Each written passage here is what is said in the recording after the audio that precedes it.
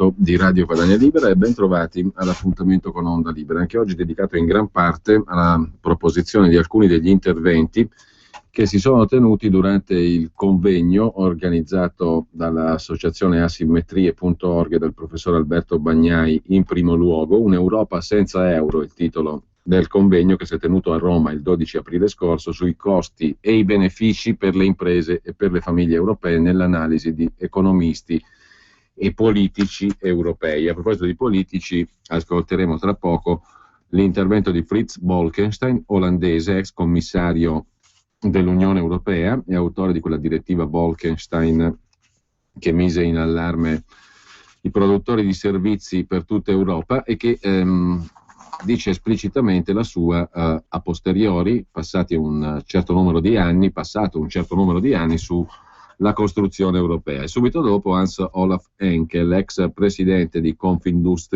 della Confindustria tedesca, candidato alle prossime elezioni europee con AfD, Alternative für Deutschland, Alternativa per la Germania, il partito che per un soffio non è entrato in Parlamento alle ultime politiche in Germania, ma che è dato ben sopra il 5% per le prossime consultazioni europee, sempre in Germania.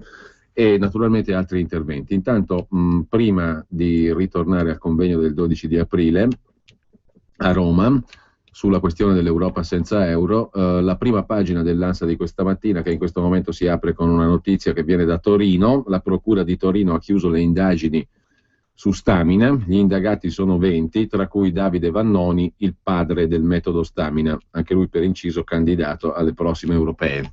Le notifiche del rituale avviso di chiusura indagini, che prelude alla richiesta di rinvio a giudizio, sono in corso presso gli avvocati difensori degli indagati. Diversi i reati ipotizzati a vario titolo dal pubblico ministero Raffaele Guariniello. Una volta ricevuto il cosiddetto 415 bis, gli indagati avranno 20 giorni di tempo per chiedere di essere interrogati o presentare i memoriali. Non sono molto stupita, vedremo l'esito del processo. È una vicenda che ha tenuto l'Italia col fiato sospeso e me con molte preoccupazioni, ha detto la ministra della Salute Beatrice Lorenzin, commentando appunto questa notizia. L'importante è che ne esca chiarezza, perché qui le vittime sono le migliaia di persone che hanno creduto di poter avere una cura, dice la ministra della Salute, commentando la chiusura indagini sul metodo Stamina. 20 indagati, tra questi il fondatore del metodo Vannoni. Sempre poi dal primo piano dell'Ansa di stamani un tweet del Presidente del Consiglio Renzi che replica alle critiche di Beppe Grillo al decreto IRPEF. I comici milionari dicono che 80 euro sono una presa in giro. Se provassero a vivere con 1.200 euro al mese non lo direbbero. La volta buona, twitta Matteo Renzi, che risponde poi alle domande dei suoi followers su Twitter. Torna oggi infatti dalle 14 alle 15. Matteo risponde, come annuncia il Premier su Twitter, prima della riunione sulla riforma della pubblica amministrazione, ore 15, torniamo ai vecchi tempi, twitta il Presidente del Consiglio. Questo per quanto riguarda la prima pagina dell'Ansa di stamani. Poi c'è la questione del governo che toglie il segreto di Stato sulle stragi, segreto di Stato che per assurdo non c'è mai stato sulle stragi formalmente.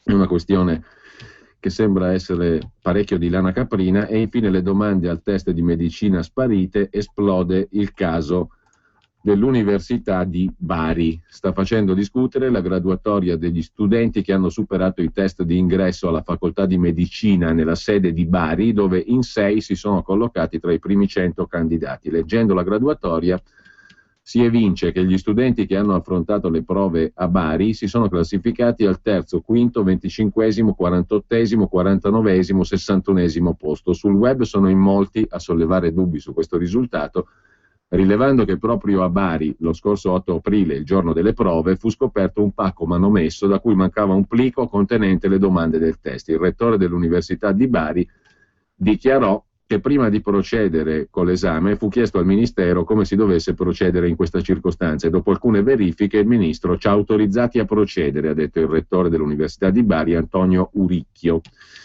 Il pacco manomesso arrivò nella facoltà di economia di Bari, una delle sedi della prova, e all'indomani dell'esame sono stati in molti a chiedere l'annullamento del test e il sequestro di tutte le copie, temendo che qualcuno fosse entrato in possesso delle domande uguali in tutta Italia, potendone diffondere le risposte. Nei giorni successivi sono partiti ricorsi al TAR di centinaia di studenti.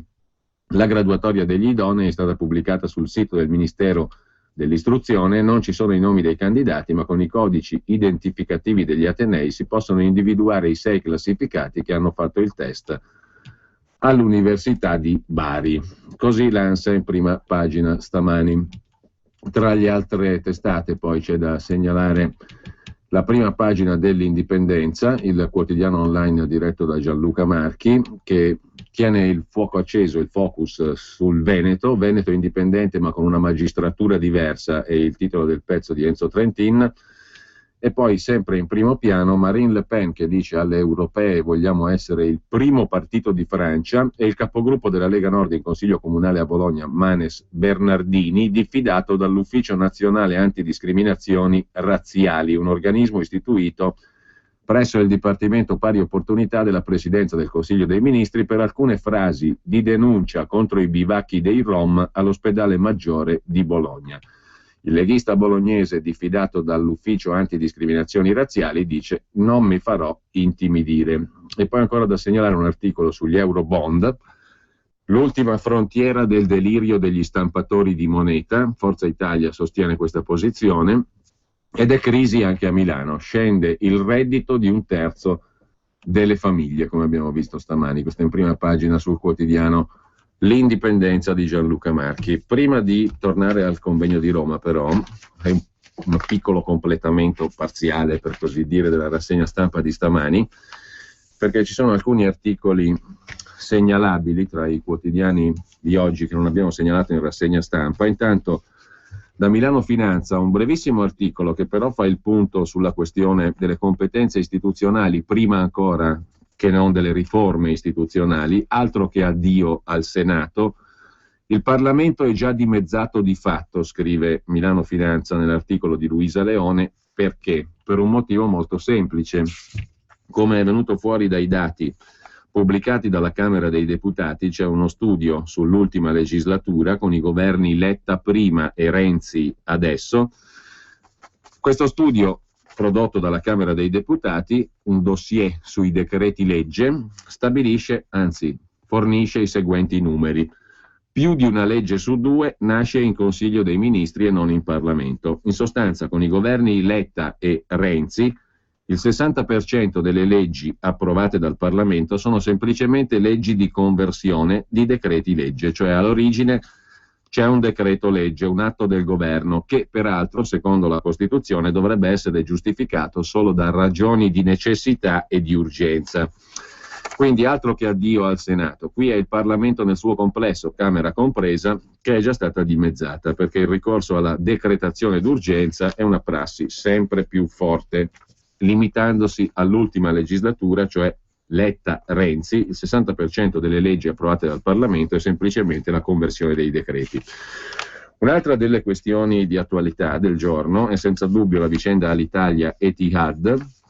La trattativa è in stallo perché il gruppo degli Emirati Arabi vuole la ristrutturazione del debito, il taglio dei costi, le garanzie sulle controversie legali, i prepensionamenti o l'allontanamento di 3.000 persone, la chiusura di Malpensa e il trasferimento di tutto a Roma a Fiumicino. Tutto questo vuole Emirati Arabi per prendersi quella autentica ciofeca, avrebbe detto il principe De Curtis, che è all'Italia. Dal loro punto di vista, eccezione fatta per il discorso di Malpensa, che implica valutazioni diverse, dal loro punto di vista non è sbagliato, diciamo così, visto che si tratta di comprare una roba che fa piuttosto schifo all'Italia e che è piena di buchi. C'è anche un buco di bilancio, perché il bilancio del 2013 non è stato ancora reso noto. Che fine ha fatto il bilancio 2013 di Alitalia? Se lo domanda il Sole 24 Ore. Nessuno ne parla, eppure il CDA, il Consiglio di amministrazione di ieri, che pure ha dato un'occhiata ai primi mesi di quest'anno, non ha fatto sapere nulla sui conti del 2013. Negli anni precedenti Roberto Colaninno, il patron di Alitalia, riuniva il consiglio di amministrazione sul progetto di bilancio tra fine febbraio e fine marzo. Trapela che il consiglio di amministrazione di Alitalia ha deciso di ricorrere alla facoltà di rimandare l'approvazione del bilancio ai 180 giorni dalla fine dell'esercizio, vale a dire entro il 30 giugno. Una clausola che si invoca quando ci sono situazioni di emergenza o complicate. È il caso di Alitalia. Tra le società quotate è stato chiesto il rinvio a fine aprile per i consigli di amministrazione di bilancio delle due holding di Carlo De Benedetti, CIR e Cofide. Perché? Perché il gruppo De Benedetti deve affrontare il caso Sorgenia. Ci sono 2 miliardi di debiti con le banche e la ristrutturazione del debito. Una situazione simile potrebbe presentarsi per Alitalia in caso di accordo con Etihad, con la compagnia aerea degli Emirati Arabi. Si renderebbero probabilmente necessarie operazioni di pulizia contabile che in definitiva poi chi pagherà? Naturalmente la domanda è più che retorica, perché il popolo italiano, il cittadino contribuente, ha già pagato e presumibilmente, se le cose vanno come vogliono gli Emirati Arabi, pagherà ancora.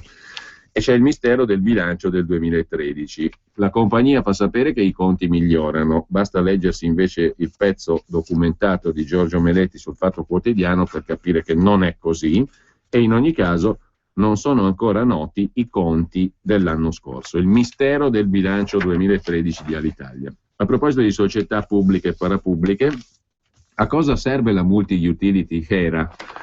La multi-utility HERA è una società di servizi bolognese romagnola controllata per la sua quota pubblica dai sindaci, un tempo Rossi, ora renziani. La multi-utility HERA, ci racconta Giovanni Bucchi su Italia Oggi, serve tra le altre cose non solo a fornire servizi pubblici, ma anche a collocare l'ex segretario del Partito Democratico di Ravenna, che era stato sconfitto alle primarie. Lo ha nominato il sindaco ex DS, ora renzianissimo, di Ravenna, Fabrizio Matteucci, un renziano dell'ultima ora, con retaggi del passato duri a essere rottamati, lo descrive Italia Oggi. Almeno per quanto concerne i metodi della cooptazione politica. Fabrizio Matteucci, sindaco PD di Ravenna, scuola ex DS, è stato anche segretario regionale dei Democratici di Sinistra, non ha resistito alla tentazione. Quando c'è da fare una nomina pubblica, la tentazione è pescare all'interno dei fedelissimi della tessera. Quindi piazzare l'ex di turno ai posti di comando di una società partecipata. È successo che alla scadenza del consiglio di amministrazione della HERA, la multi-utility bolognese romagnola appunto, il sindaco di Ravenna Matteucci ha indicato per una delle poltrone in ballo il nome dell'avvocato Danilo Manfredi. La proposta è stata subito fatta propria dai colleghi di Matteucci aderenti al patto di sindacato che controlla la multi-utility e sarà formalizzata oggi all'assemblea degli azionisti. Questo Manfredi, 45 anni, avvocato civilista, è un navigato uomo di partito con un bel curriculum all'interno del Partito Democratico.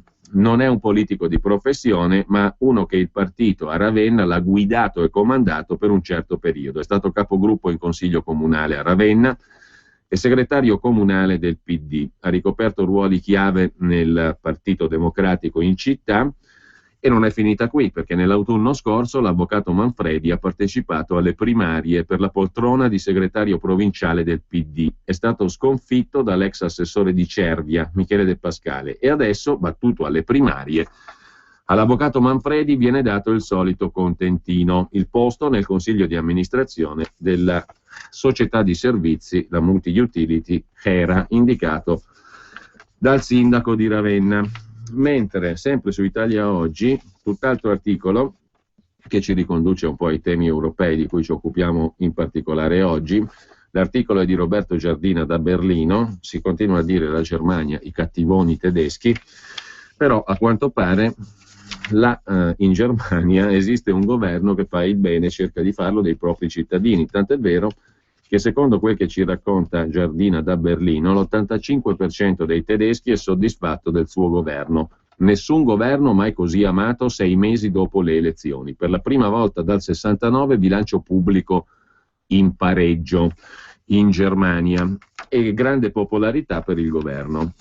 fare gli interessi dei propri cittadini evidentemente paga, ed è difficile da altri paesi rimproverare a un governo, quello tedesco segnatamente, di fare gli interessi dei propri cittadini. Sempre su Italia Oggi c'è anche da segnalare un'intervista, quella di Michele Pierri, al generale Leonardo Tricarico, ex capo di Stato Maggiore dell'Aeronautica Militare, il quale affronta la questione degli F-35. L'Italia dovrebbe ridurre l'acquisto, l'ha già ridotto da 120 a 90 di questi cacciabombardieri, da 90 a 45. Si continua a parlarne, ma gli F-35, secondo il generale Tricarico, sono uno specchietto per le allodole.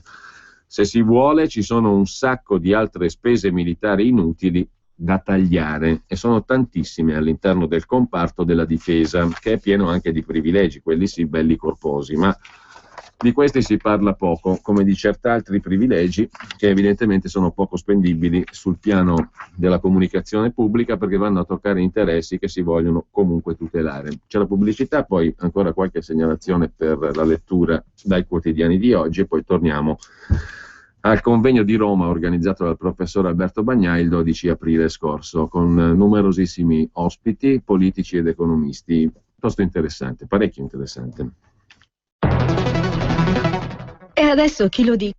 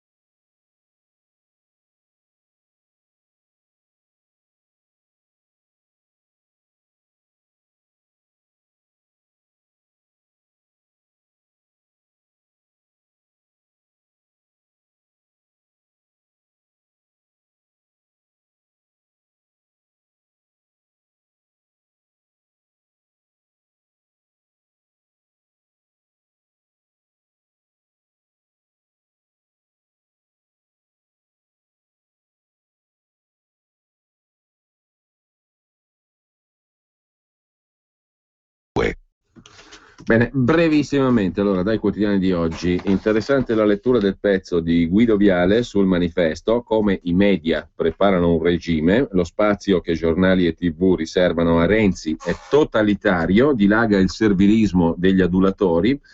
C'è perfino un notiziario che ci ha informato che Papa Francesco copia lo stile di Renzi. Non c'è un fascismo a imporre questo allineamento, scrive Guido Viale, sono piuttosto questi allineamenti a creare le premesse di un moderno autoritarismo.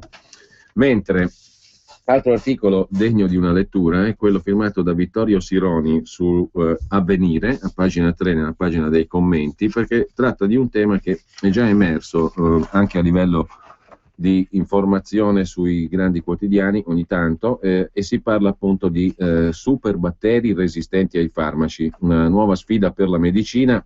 L'uso eccessivo di antibiotici sta rendendo questi antibiotici stessi inefficaci, perché crescono i ceppi di batteri che non rispondono più alle cure. Sotto accusa la somministrazione inopportuna sui malati, quella massiccia in veterinaria, cioè agli animali, che poi si inseriscono nel ciclo alimentare e rendono più resistenti appunto i batteri, anche nel caso questi vadano a contagiare l'uomo. I germi hanno la possibilità di selezionarsi, e poi c'è un altro problema: l'industria che non investe più in ricerca, in nuovi antibiotici. Il rischio prospettico o reale, anche a breve termine, è quello di epidemie senza rimedi. Il 10% è la percentuale dei malati colpiti nel mondo da tubercolosi farmacoresistente, cioè che non si riesce più a curare. Nel 2006 è l'anno da cui è vietato usare antibiotici per ingrassare gli animali. 15-20 anni, il tempo necessario per creare un nuovo antibiotico. Dobbiamo prendere atto di questa realtà, scrive Vittorio Sironi, e del fatto che la ricerca non investe più. L'industria, per meglio dire farmaceutica, non investe più in ricerca.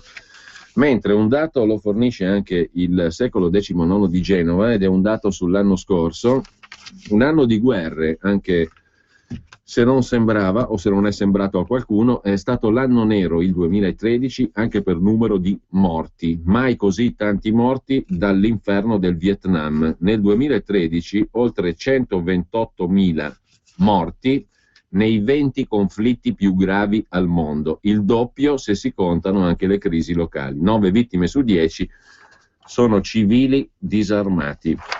Si muore per le guerre così tanto da rievocare gli spettri del Vietnam. Lo si deduce dai dati di Conflict Barometer, una pubblicazione annuale redatta dall'Università tedesca di Heidelberg.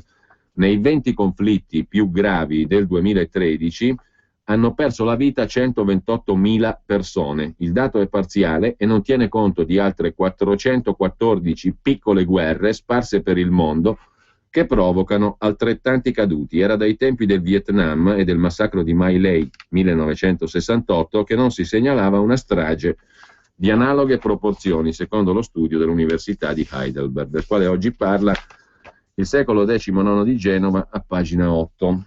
Per la cronaca locale, invece, c'è da segnalare molto rapidamente anche un paio di questioni raccontate dal quotidiano genovese.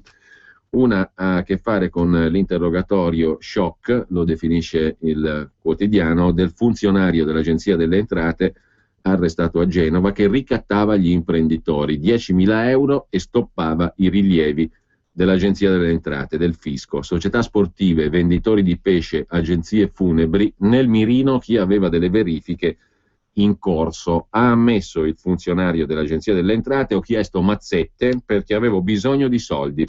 Mi hanno diagnosticato una grave malattia nel 2009, da allora vivo ogni giorno come se fosse l'ultimo, mia moglie è rimasta senza lavoro e insomma ho fatto cose che non si dovevano fare. Un'altra storia è raccontata dal quotidiano genovese invece dall'ospedale San Martino di Genova.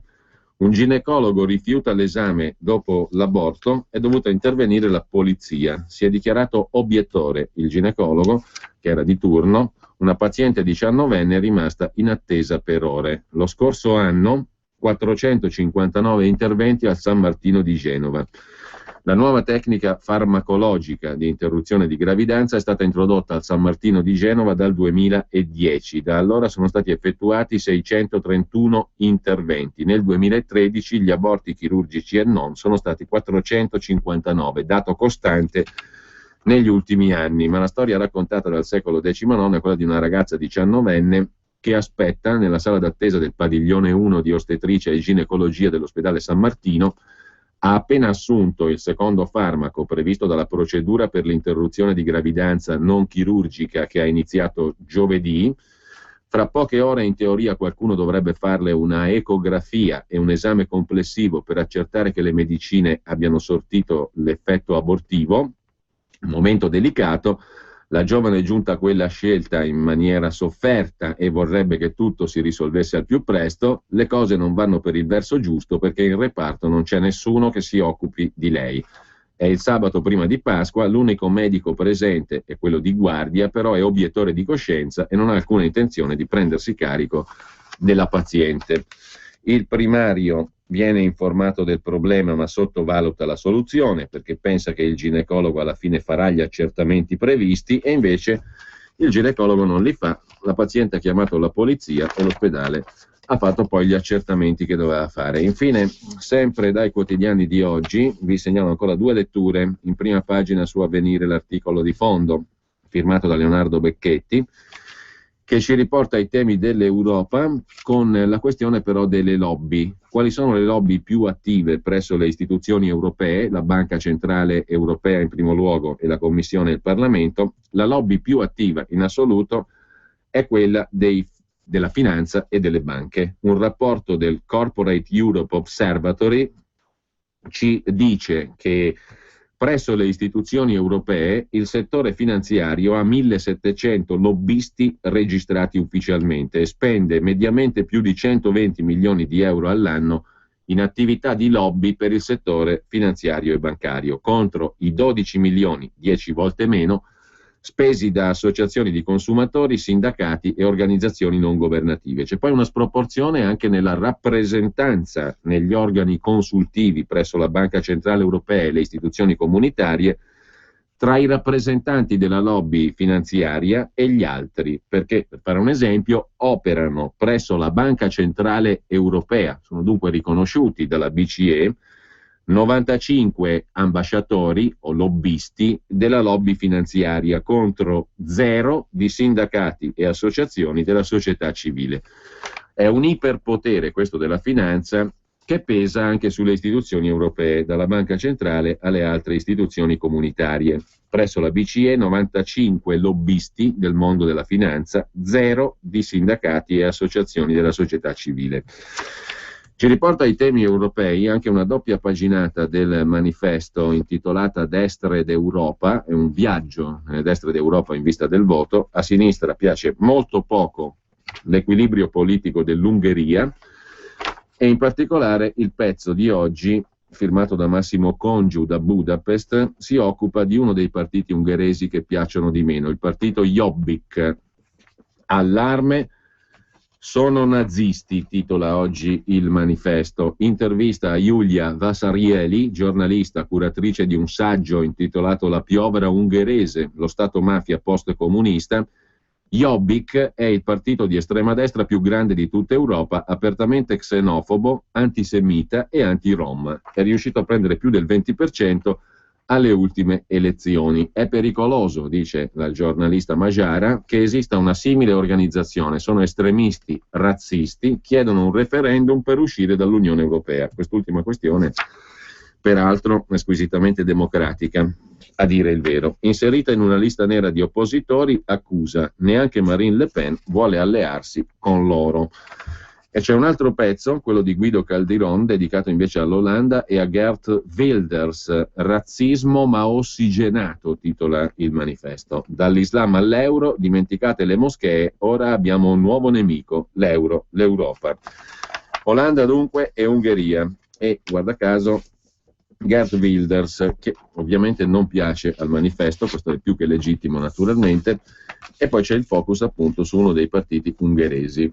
Qualcuno dice attenzione perché con l'euro-ortodossia si finisce anche per esasperare i sentimenti nazionalistici che a volte si sfogano in partiti non proprio commendevoli. Non è il caso probabilmente del partito del premier ungherese, ma il partito Jobbik ha attirato parecchie critiche anche per il modo di porre i suoi argomenti. Poi, siccome non ne sappiamo mai abbastanza di quanto succede negli altri stati, perché per paradosso si parla di Unione Europea da tanti anni, si è entrati nella moneta unica, c'è un corredo retorico enorme ormai sui benefici e le meraviglie dell'Unione Europea, ma a livello di informazione sappiamo sempre molto poco di ciò che succede in quella che dovrebbe essere la patria comune, perché dovremmo diventare cittadini europei dimenticando le nazionalità d'appartenenza, tantomeno quelle poi ultraterritoriali, però nonostante questa retorica sulla cittadinanza europea, poi a livello di informazione sappiamo sempre troppo poco di quello che accade negli altri paesi.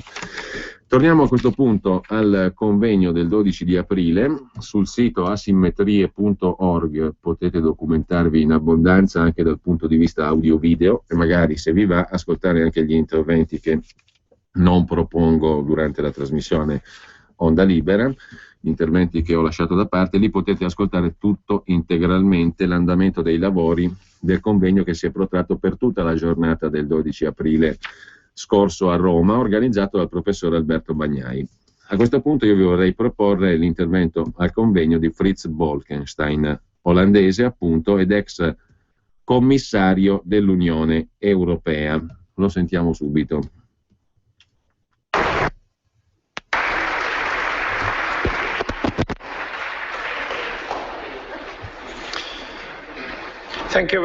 Grazie molte.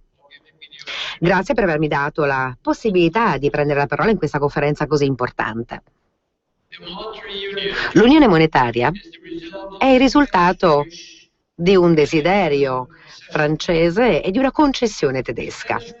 Il desiderio francese era quello di dare e ottenere potere, soprattutto tramite quella che era l'azione della Banca Centrale Europea, quindi aperta ad una persuasione, diciamo così. E invece il desiderio tedesco era quello di ottenere una unione politica europea all'interno della Banca Centrale Europea. E questo è quello che per esempio Kohl diceva sempre, era un romantico, nel senso che i politici sono ispirati dalle immagini. E l'immagine appunto di Kohl era quella della, diciamo, perdita di suo fratello sotto un bombardamento, e quindi questa era stata la fine della seconda guerra mondiale.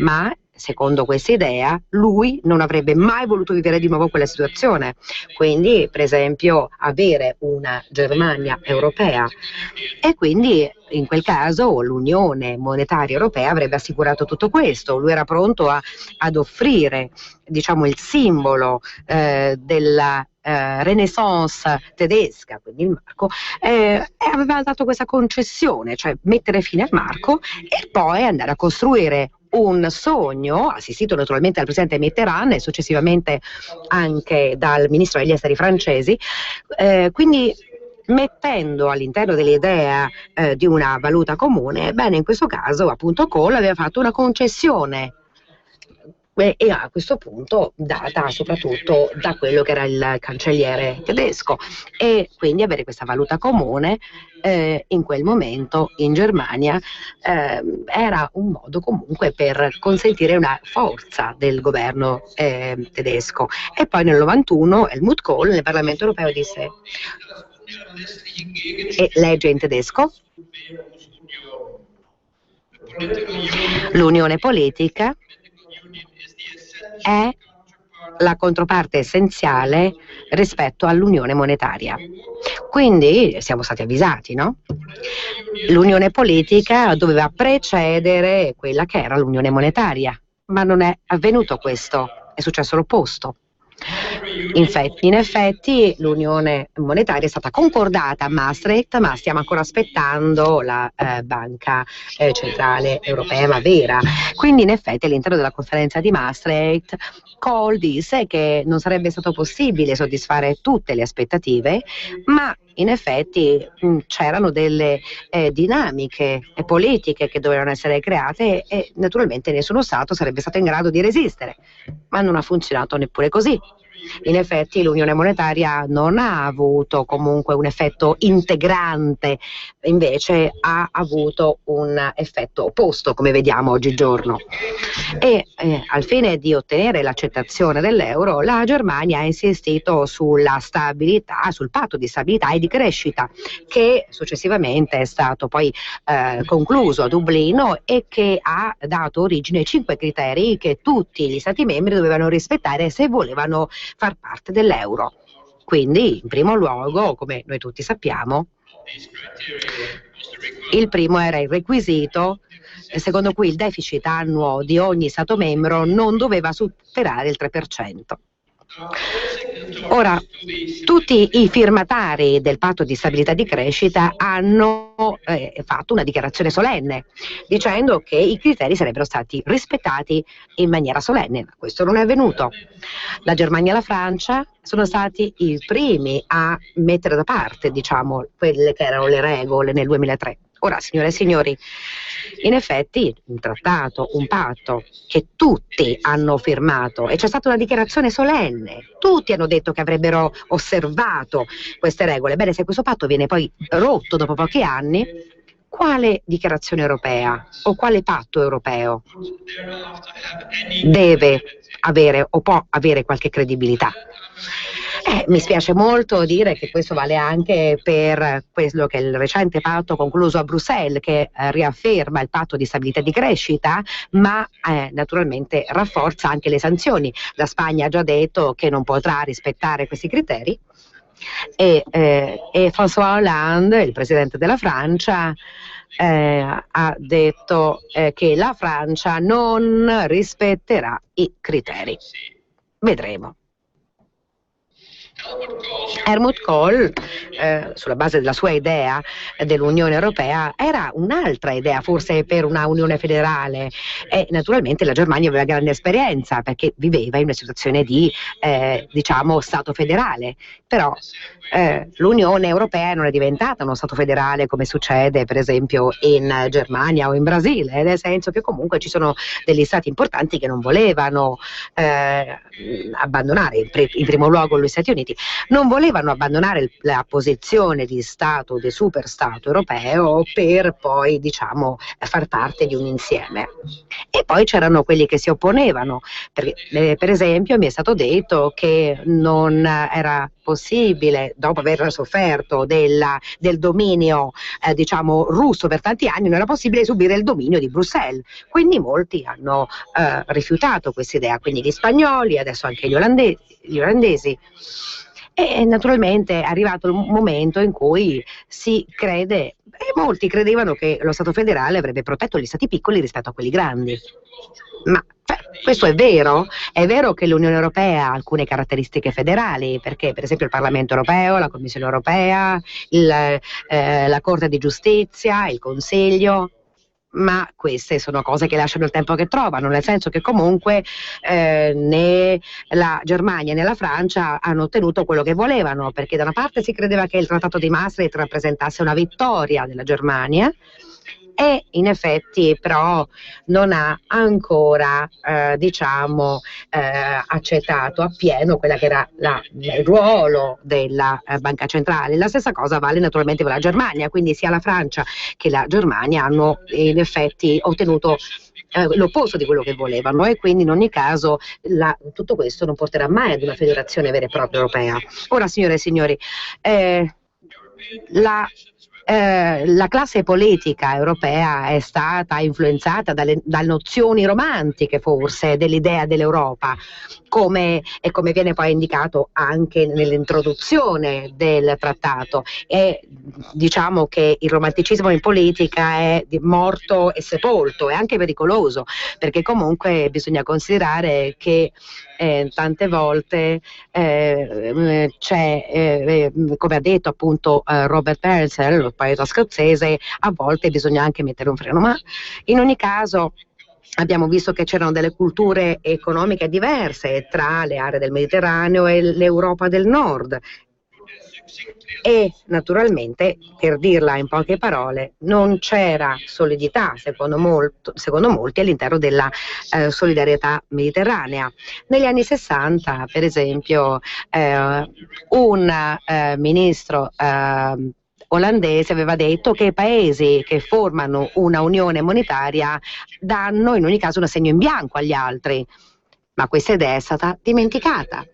Secondo la visione francese, la disciplina fornita dalla bilancia dei pagamenti deve comunque essere una cosa supportata, e naturalmente è importante considerare che ci sono degli squilibri che devono essere finanziati congiuntamente dagli altri, oppure in alternativa devono essere aggiustati in maniera tale che comunque l'onere dell'aggiustamento, chiamiamolo così, sia diciamo distribuito all'interno di quelli che sono i paesi che hanno magari disavanzo e i paesi che hanno un deficit. Quindi naturalmente quelli che hanno un disavanzo devono essere solidali nei confronti di coloro che hanno un deficit. E comunque, se pensiamo alla differenza di nuovo tra il nord del Mediterraneo e gli stati membri del nord del Mediterraneo, c'era naturalmente anche una disparità dal punto di vista della competitività. Per esempio, il presidente del Consiglio d'Europa ha detto che l'euro era una cosa un po' dormiente e che in un certo senso poteva consentire di avere prestiti con tassi più bassi, per poi cercare di consentire invece a molti altri paesi il dolce far niente. Ora, questi erano gli effetti dell'approccio one size fits all. E in effetti non c'è stato un singolo americano che abbia creduto nella capacità poi reale dell'euro, e queste sono le ragioni. E in effetti il tempo del dibattito tra cui deve stare nell'unione monetaria e quelli che ne devono uscire, forse in ogni caso questo tempo è anche trascorso, nel senso che comunque se pensiamo all'Italia, è vero che comunque c'è stato l'elemento del rispetto dei criteri, ma per esempio c'è stato anche qualcuno che è stato chiamato il duro, il perfido, quando a Roma insisteva sul rispetto dei criteri.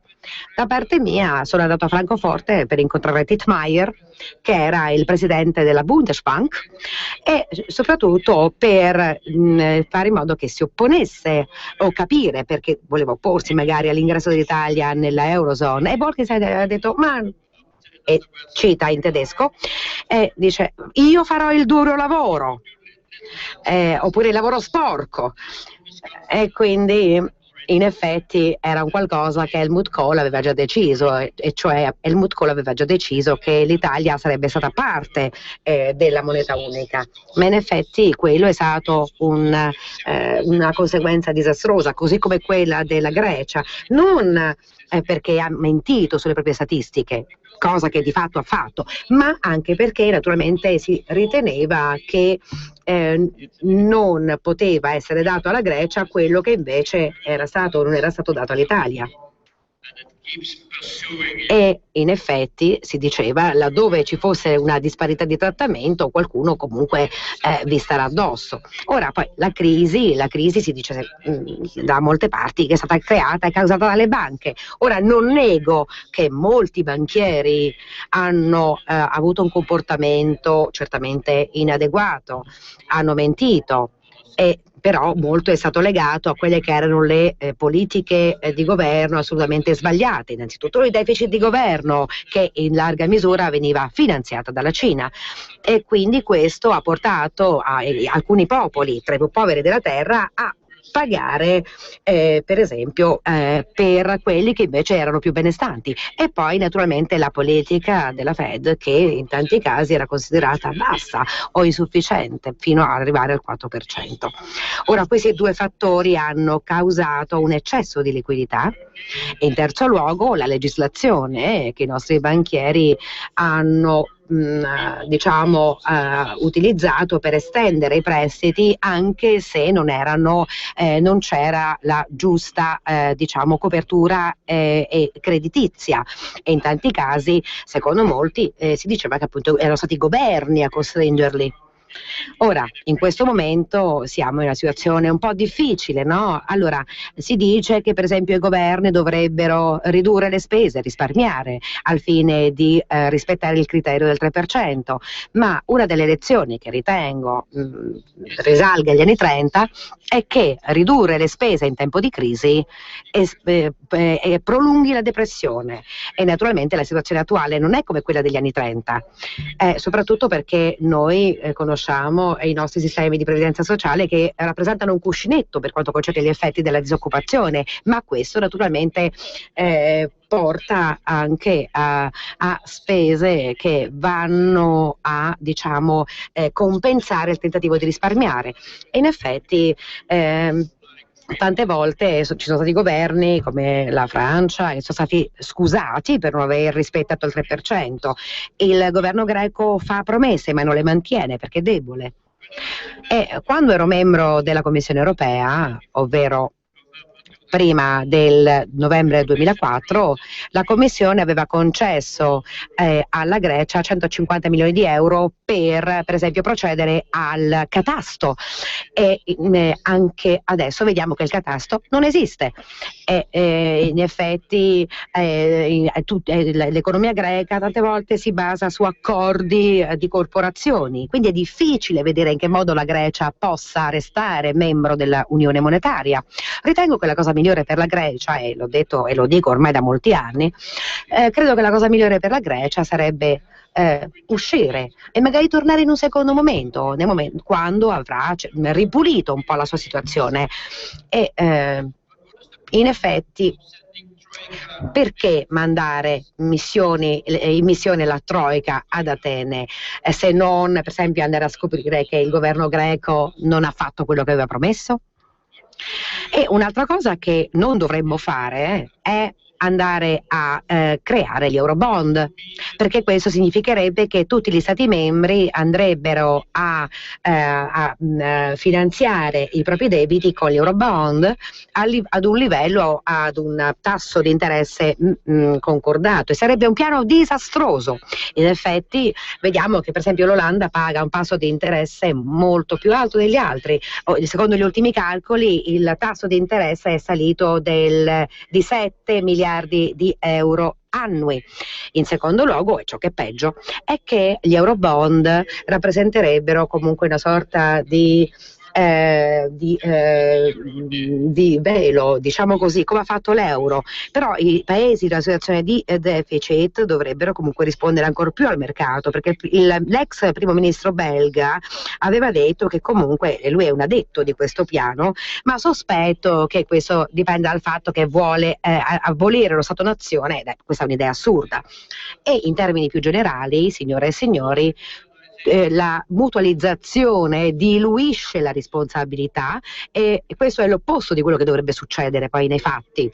Ora, con diciamo la situazione all'interno dell'euro, dovremo avere certo solidità, questo lo vuole la Germania, lo vuole anche il mio paese, ma anche solidarietà, ovvero i soldi degli altri. Ora, i tedeschi non vogliono gli Eurobond e non voglio neanche la transfer union, e questo naturalmente significherebbe un flusso di denaro dal nord al sud, e naturalmente ci sarebbero anche delle sovvenzioni che potrebbero andare dalla Germania orientale a quella occidentale, e questo ci costringerebbe ad imitare diciamo l'economia di alte tasse, alta spesa, come avviene in Francia. E poi, come per esempio è successo nella Corte di Karlsruhe, dove per esempio è stato deciso di trasferire la sovranità a Bruxelles sulla base poi di un'approvazione parlamentare. Ora, signore e signori, vorrei ricordarvi della storia di questo paese, che naturalmente parte dal 1870, poi la lira è diventata la valuta nazionale, è stata creata soprattutto per il nord, che era troppo forte per quel tempo per il sud. Il nord ha in un certo senso compensato tutto questo tramite la cassa per il mezzogiorno, e poi naturalmente c'è questo trasferimento di denaro che continua ad avvenire anche oggi, ma questo è volto al miglioramento della situazione del sud, forse senza riuscirci. Quindi, signore e signori, passiamo ad una nota dolente: l'unione monetaria è fallita, e quindi i paesi in situazioni di deficit purtroppo non possono risolvere i loro problemi da soli, anzi tutto questo è causa di ulteriori problemi, e quindi noi dobbiamo soprattutto pensare a fare bene quello che vorremmo per noi e farlo fare anche agli altri. Grazie per la vostra attenzione. Questo era l'intervento di Fritz Bolkestein, che al di là, diciamo, del procedere che a me è sembrato anche piuttosto involuto e affastellante argomenti diversi, però era significativo in quanto viene da un ex commissario dell'Unione Europea nella Commissione Prodi agli affari interni, autore di quella direttiva sui servizi che fece gridare al rischio dell'idraulico polacco, no? Ve lo ricorderete. Ma al di là di questo, mi sembra di poter sintetizzare l'intervento di Bolkestein. Una frase molto chiara, per la verità l'ha pronunciata lui: l'unione monetaria è fallita. L'unione politica che doveva precedere l'unione monetaria non c'è mai stata, si è fatta prima la moneta e l'unione monetaria è fallita, ed è curioso che per illustrare questo fallimento abbia fatto l'esempio della lira e del nord e del sud dell'Italia, come se la situazione italiana potesse raffigurare al meglio anche quello che è il problema dell'Europa, tra il nord Europa e il sud Europa, il nord Italia e il sud Italia, insomma la lira come l'euro sostanzialmente, e un nord che paga e che trasferisce attraverso la cassa del mezzogiorno senza raggiungere alcun risultato per il miglioramento del sud. L'unione monetaria è fallita allo stesso modo, dice Bolkestein, e soprattutto qualcun altro ha deciso per l'Italia fin dai tempi di Helmut Kohl. È Kohl che ha deciso che l'Italia doveva entrare nell'euro, anche se Dittmeier, presidente della Bundesbank, diceva di no. I criteri non li rispetta nessuno, per cui i trattati come quello di Maastricht, con i vari 3% deficit PIL, 60% debito PIL e via dicendo, sono carta straccia, sono cose che si invocano come sacre giusto per giustificare l'esistenza della stessa Unione, ma in realtà contano zero, sono cose di poca importanza, ha detto Bolkestein, che al di là del procedere involuto, diciamo così, però in realtà ha detto cose parecchio pesanti. Facendo questo paragone fra l'Italia e l'Europa dal punto di vista della moneta, la lira e l'euro, il nord e il sud. E adesso sentiamo anche l'intervento successivo, quello di Hans Olaf Henkel, ex presidente della Confindustria tedesca e prossimo candidato per il partito AfD, Alternative für Deutschland, Alternativa per la Germania, alle prossime elezioni europee. Qui parla da uomo di impresa, appunto ex presidente della Confindustria tedesca, ma anche da esponente ormai politico di primo piano in Germania, primo piano non di primo piano, ma comunque da sicuro esponente politico, visto che è candidato alle prossime elezioni europee. Dunque l'intervento di Hans Olaf Henkel. Quindi questo ci porta al nostro prossimo relatore. E naturalmente ci sono dei costi, e Stefan lo ha detto, ci sono costi, ma i costi in questo caso non prenderebbero la forma di solidarietà che Fritz Bolkestein ha menzionato nel suo contributo meraviglioso, che per noi è stato un privilegio veramente ascoltare. E in effetti in questo caso diciamo la solidarietà è descritta come i soldi degli altri, ma questo diciamo consentirebbe alla Germania di utilizzare le proprie risorse e il proprio benessere per aiutare il resto dell'Europa, cioè quindi l'Europa meno competitiva, e quindi assumere tale costo per portare alla crescita di altri. Ora, è vero che sei al centro della campagna elettorale, ma dal tuo punto di vista, qual è la situazione? Quale pensi siano le prospettive future? La mia opinione è diversa rispetto a quella dei miei compatrioti, ma naturalmente credo fortemente in questa proposta, perché è stata peraltro sviluppata da Stefan, da me e dagli altri firmatari congiuntamente. Ecco, allora da qui, da questa frase iniziava in realtà l'intervento di Hans Olaf Henkel. Abbiamo sentito prima un breve pezzo dove il moderatore gli cedeva la parola. Siccome l'interprete è sempre la stessa, allora magari non era facile capire il passaggio. Comunque, riprendiamo adesso dall'inizio del discorso di Hans Olaf Henkel, ex presidente della Confindustria tedesca. E diciamo che dal punto di vista tedesco ha degli svantaggi. Il primo svantaggio è che se, per esempio, uscissimo dall'euro, sia che si trattasse, per esempio, di un ritorno al marco tedesco, eccetera, ci sarebbero comunque una forse rivalutazione. Ma questo è, a mio avviso, quello di cui ha bisogno l'industria tedesca, perché in ogni caso è assurdo vedere una valuta comune che ovviamente è sotto gli occhi di tutti, e anche sotto gli occhi di tutti gli economisti, è più forte per alcuni paesi, tra cui la Francia. E poi abbiamo anche parlato tutta la mattina di quello che succede se pensiamo ad un euro più forte per i paesi del sud, per la Francia, ma dobbiamo anche pensare al fatto che forse è troppo e sarebbe troppo debole per la Germania e anche per l'Olanda, per l'Austria, per la Finlandia. E quindi cosa succederebbe a quel punto? Le esportazioni tedesche diventerebbero facili e ci sarebbero ovviamente situazioni in cui l'industria tedesca potrebbe beneficiare dal punto di vista tedesco di un euro svalutato, e naturalmente questo ha anche un altro effetto a lungo termine sulla Germania, ovvero E questo mi spaventa un po', perché abbiamo avuto 17 rivalutazioni post Marco, e in ogni caso in tutti questi casi c'erano dei requisiti importanti per l'industria tedesca al fine di diciamo reagire con una maggiore produttività e una maggiore efficienza. Quindi se consideriamo il modello di successo, diciamo, post-bellico della Germania, ha avuto a che fare con la forte pressione legata naturalmente alla valuta forte.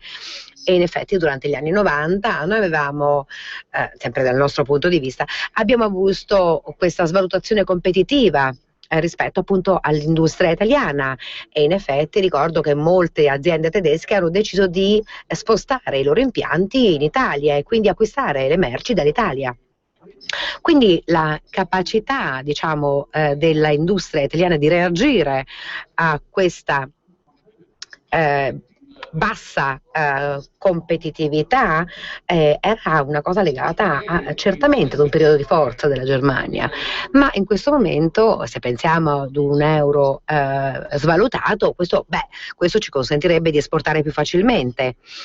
È vero che in Germania l'idea qual è? Che al fine di salvare l'euro, come ha detto peraltro Bolkestein, per salvare l'euro noi dobbiamo essere certi che le differenze tra la Grecia, per esempio, e la Germania vengano in qualche modo diciamo ridotte o comunque armonizzate.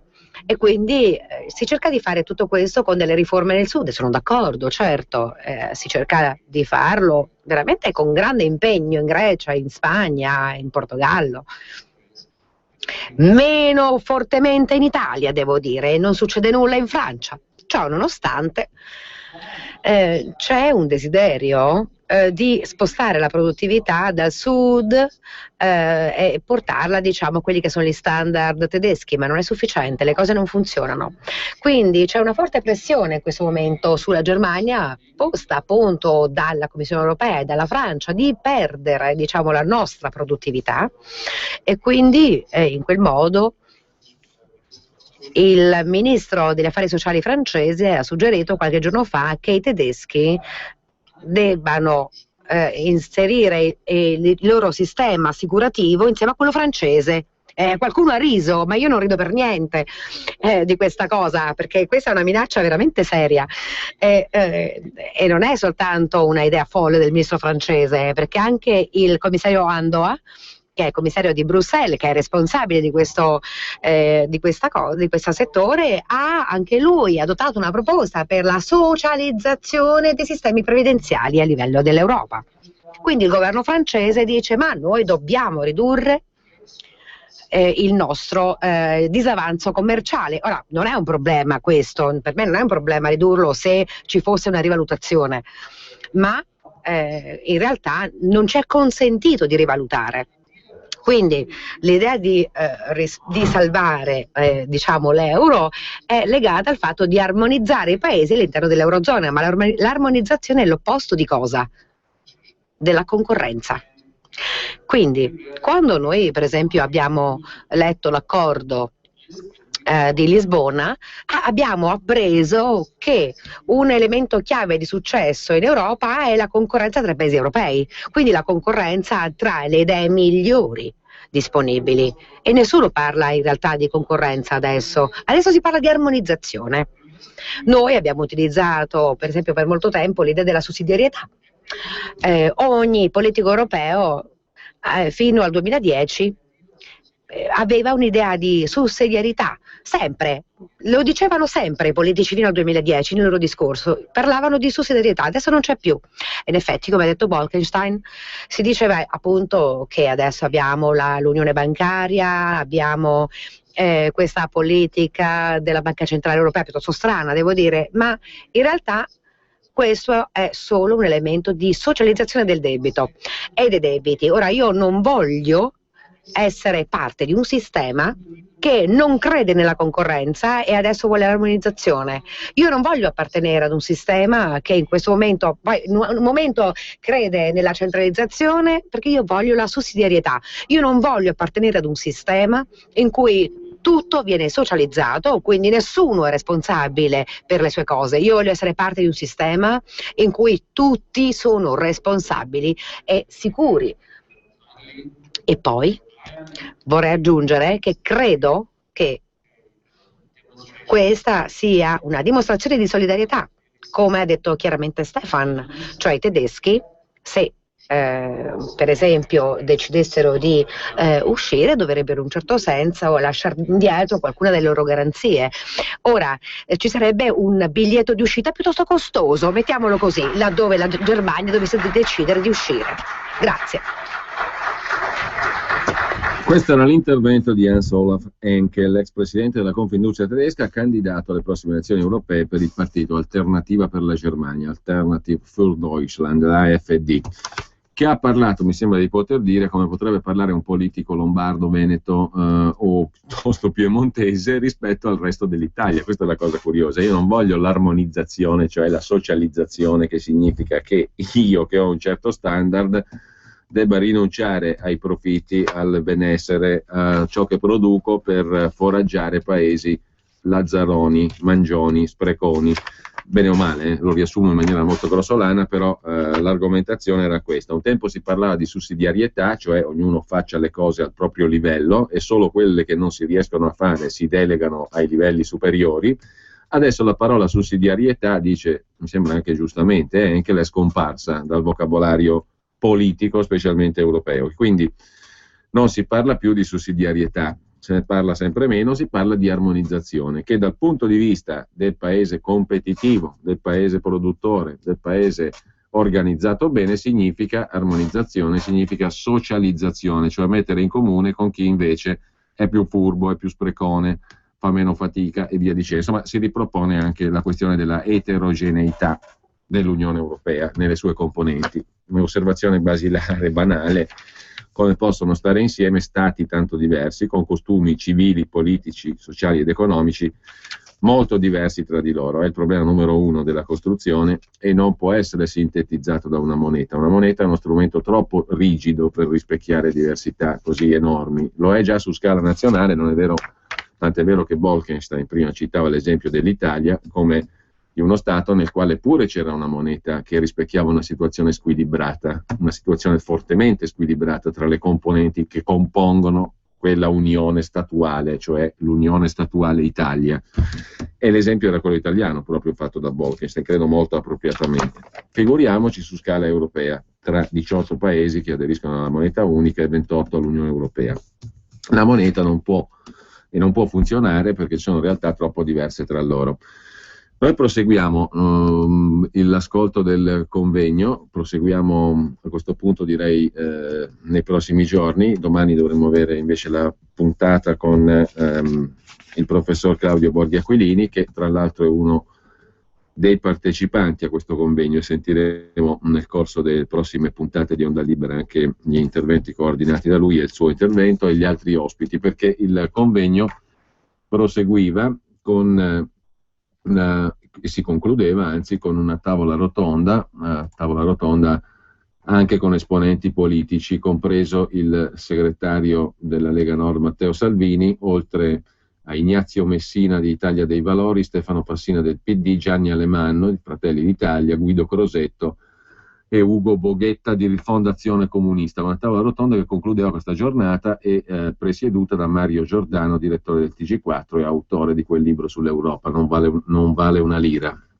di cui abbiamo a suo tempo parlato. Ma prima della tavola rotonda, poi magari ci ascoltiamo anche qualche altro intervento.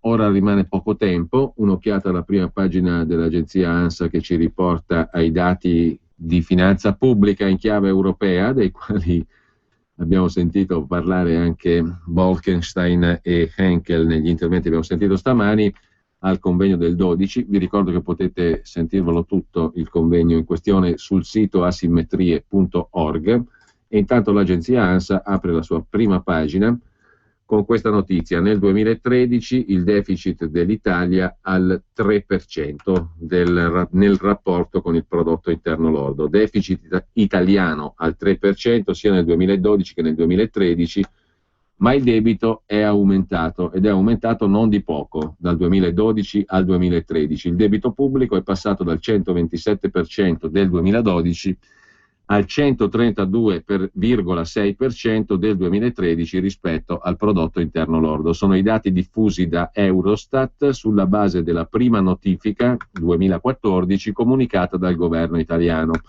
Eurostat sottolinea che il debito italiano è il più alto in Europa dopo quello della Grecia, che è oltre il 175% sul prodotto interno lordo.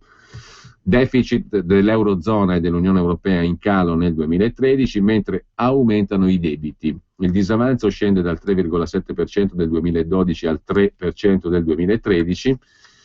Il debito invece per i paesi che aderiscono alla moneta unica, l'Eurozona, sale dal 90,7% al 92,6%. Per l'Unione Europea allargata dall'85 all'87%, cioè i paesi, per assurdo, prendendo per buoni i dati e i parametri ufficiali dell'Unione Europea, di Maastricht, eccetera, i paesi che stanno peggio sono quelli della zona euro all'interno dell'Unione Europea. I paesi dell'Unione Europea che non hanno adottato la moneta unica stanno meglio anche sotto il profilo della finanza pubblica, cioè il rapporto deficit-PIL e il rapporto debito-PIL.